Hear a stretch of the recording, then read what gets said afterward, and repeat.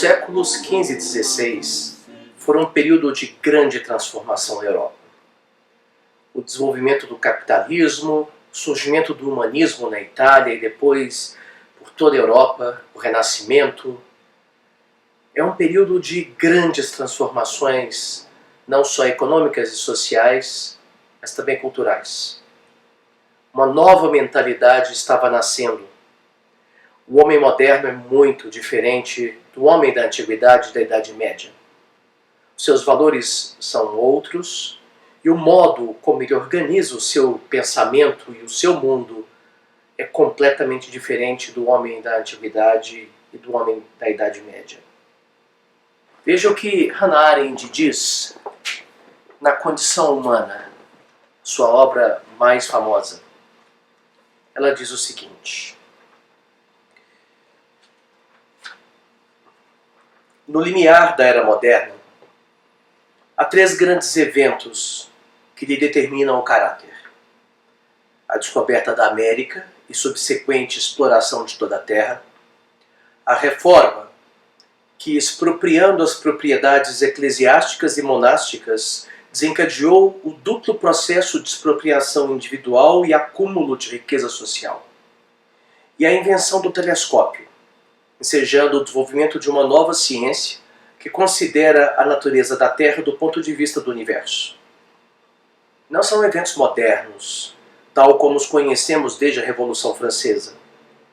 E embora não possam ser explicados por alguma corrente de causalidade, como nenhum evento pode sê-lo, continuam a desenrolar-se ainda hoje em perfeita continuidade, na qual podemos identificar precedentes e predecessores. Nenhum deles tem o caráter peculiar de uma explosão de correntes subterrâneas que, ganhando alento às ocultas, irrompessem subitamente. Os nomes ligados a esses eventos, Galileu Galilei, Martinho Lutero e os grandes navegadores, exploradores e aventureiros do tempo das descobertas, pertencem ainda a um mundo pré-moderno. Além disso, não se encontra em nenhum deles, nem mesmo em Galileu, a estranha sensação de novidade, a veemência com que quase todos os grandes autores, cientistas e filósofos desde o século XVII declaravam ver coisas que nenhum homem jamais vira antes e ter pensamentos que jamais haviam ocorrido a ninguém.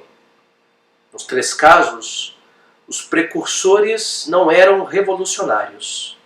Seus motivos e intenções estavam ainda fortemente arraigados na tradição. Hannah Arendt está falando sobre a emergência de uma nova mentalidade mais do que de uma nova época. De alguma forma, esses três eventos, as grandes navegações, a Revolução Científica e, sobretudo, a Reforma Protestante, ajudaram a moldar a mentalidade moderna.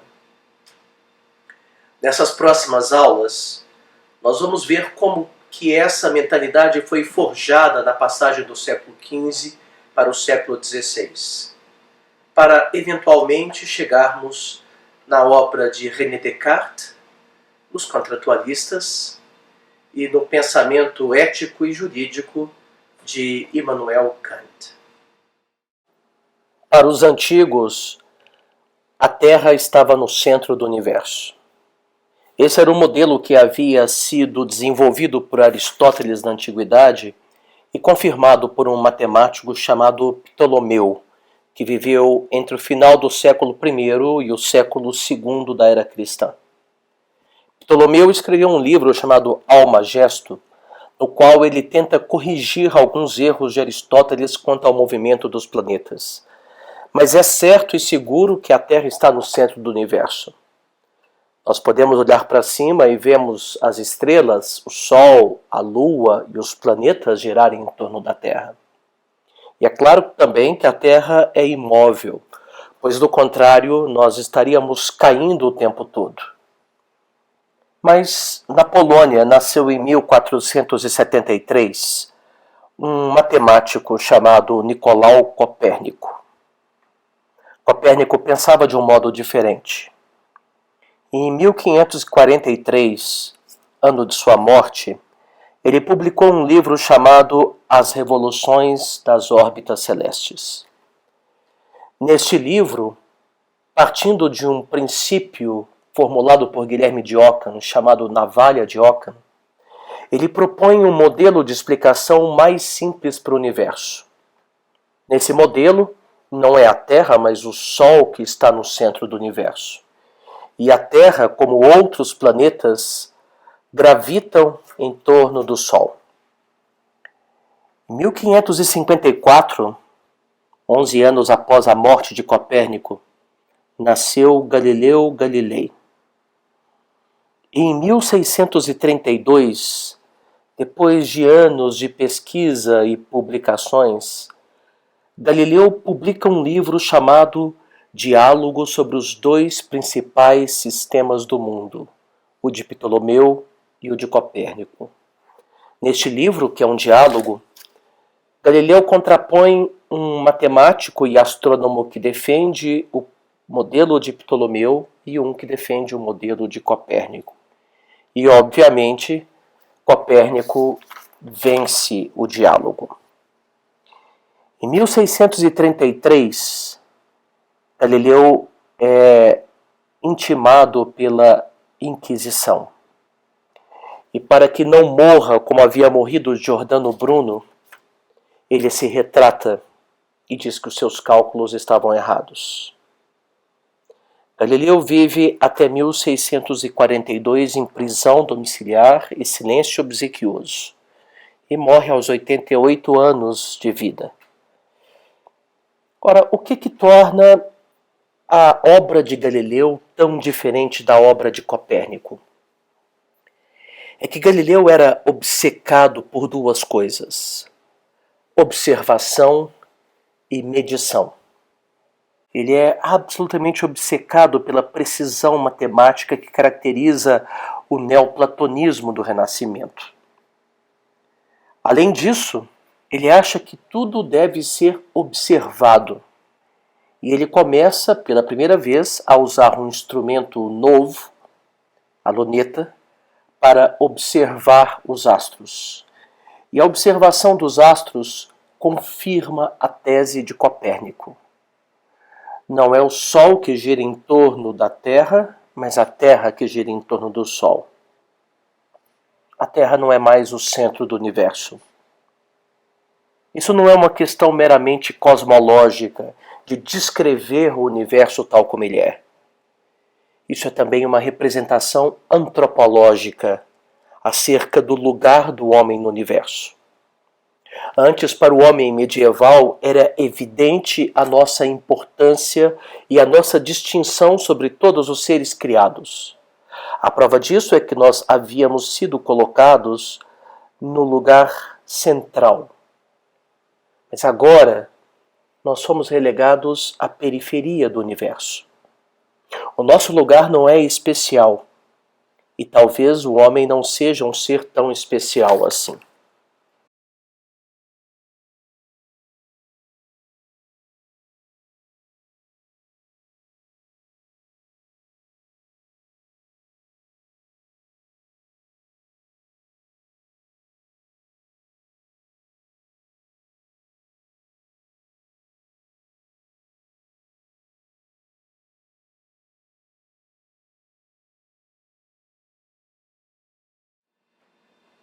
O que nós estamos vendo emergir aqui não é apenas uma nova física, é também uma nova metafísica. Uma metafísica que se contrapõe à metafísica aristotélica. Na metafísica aristotélica, todos os corpos tendem ao repouso. Pense, por exemplo, na explicação aristotélica daquilo que nós chamamos de gravidade. Por que é que uma pedra, quando é solta, cai e um balão de ar quente sobe? É que o balão de ar quente busca encontrar o seu lugar natural, no lugar onde está o elemento fogo, enquanto que a pedra, que é feita do elemento terra, tende a voltar para o seu lugar natural. Mas uma vez que a pedra chegue nesse lugar, não existe mais movimento. Não há razão para ele. Ao contrário, na física moderna, prevalece um princípio que foi descoberto por Galileu e Newton, chamado de inércia. O princípio da inércia significa que um corpo em movimento tende a permanecer em movimento. Em outros termos, o movimento é tão natural quanto o repouso na natureza. Uma segunda diferença é que a física de Aristóteles é toda baseada na qualidade das coisas. É o elemento terra, a qualidade terra, que determina a queda da pedra. Na física moderna, ao contrário, a quantidade é que prevalece sobre a qualidade. A qualidade não governa mais a realidade. Pense, por exemplo, na lei universal da gravitação dos corpos de Newton. A matéria atrai a matéria na razão direta de suas massas e na razão inversa do quadrado de suas distâncias.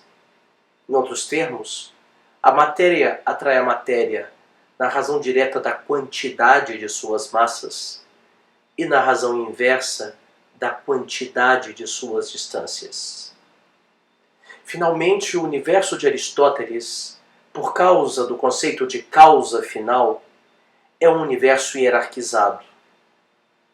Uma cadeira que desempenhe melhor a sua função, a sua finalidade, é mais cadeira do que outra. Na física moderna, não.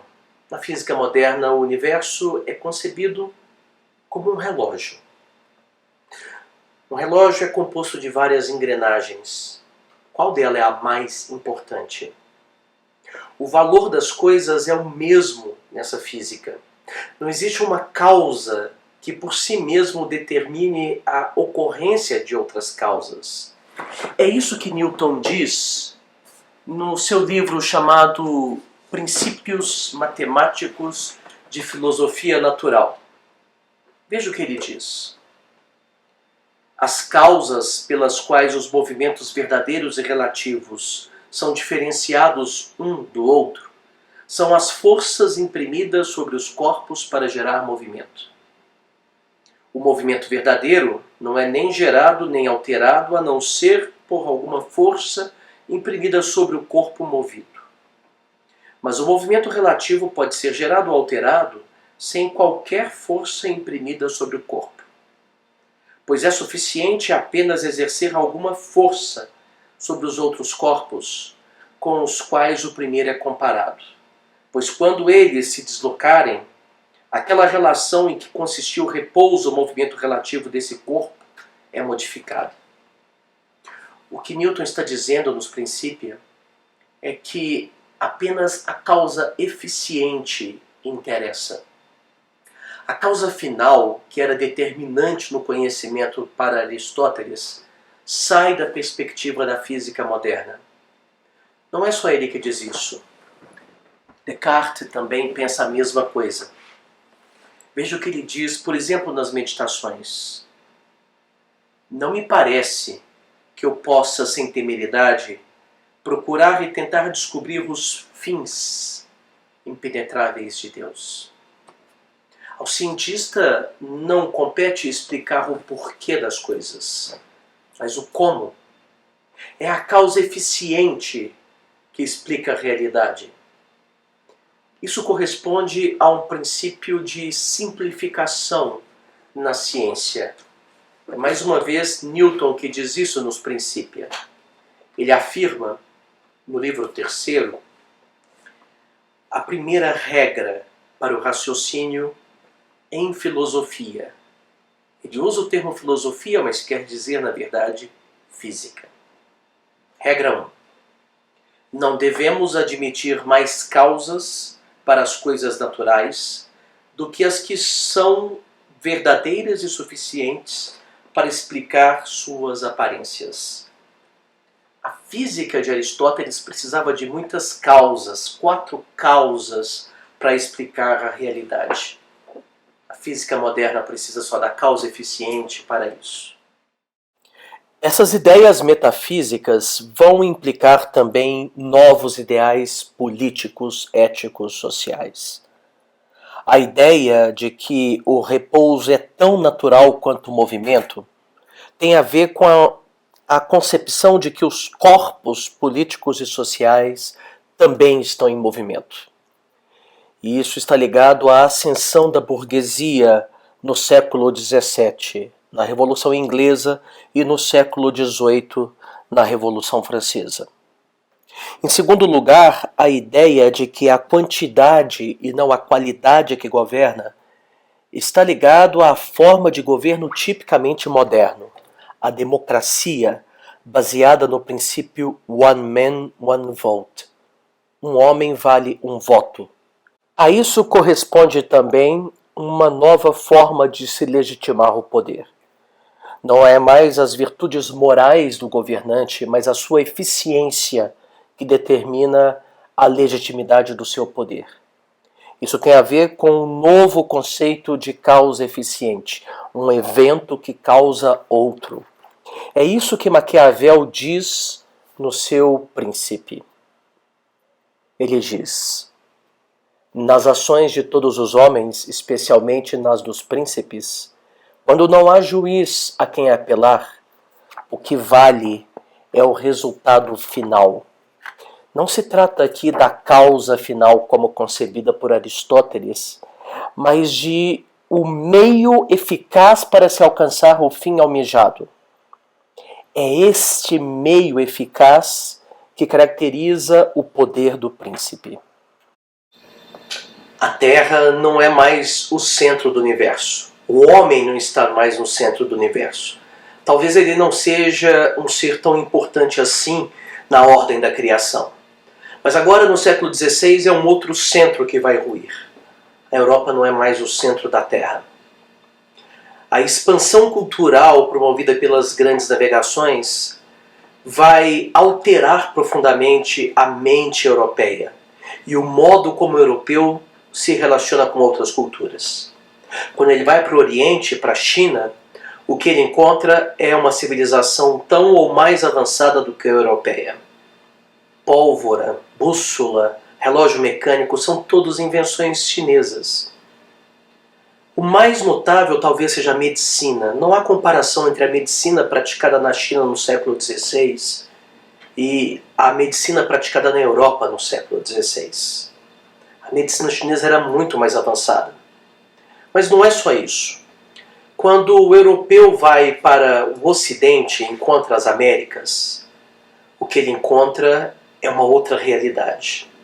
Pero Vaz de Caminha, o escrivão da frota de Pedro Álvares Cabral, ficou muito impressionado pelo fato de que os índios estavam nus e não se envergonhavam com isso.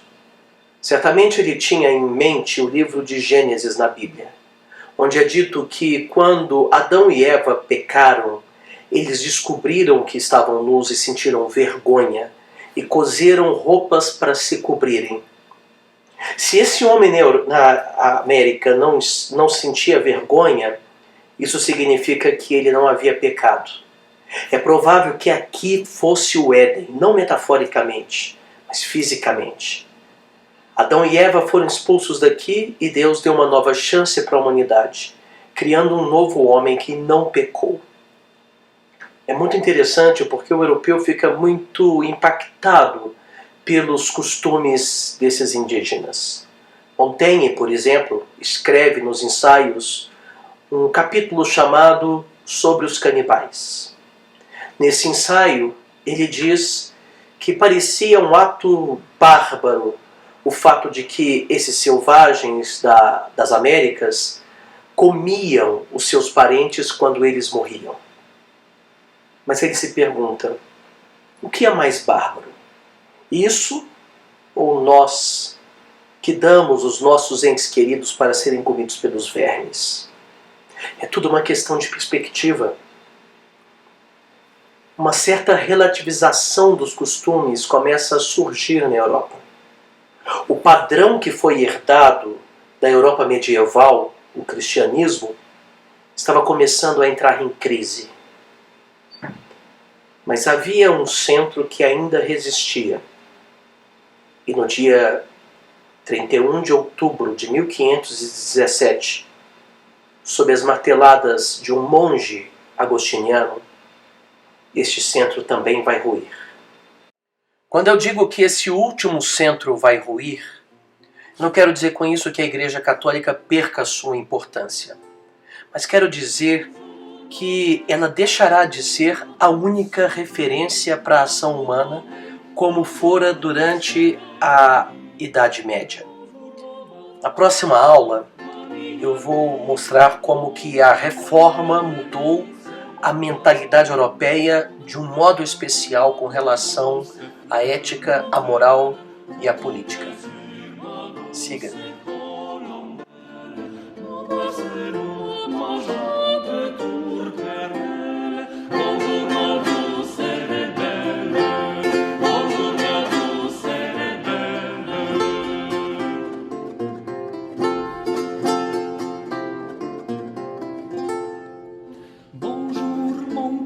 Bonjour ma douce vie, bonjour mon lait, bonjour ma chère.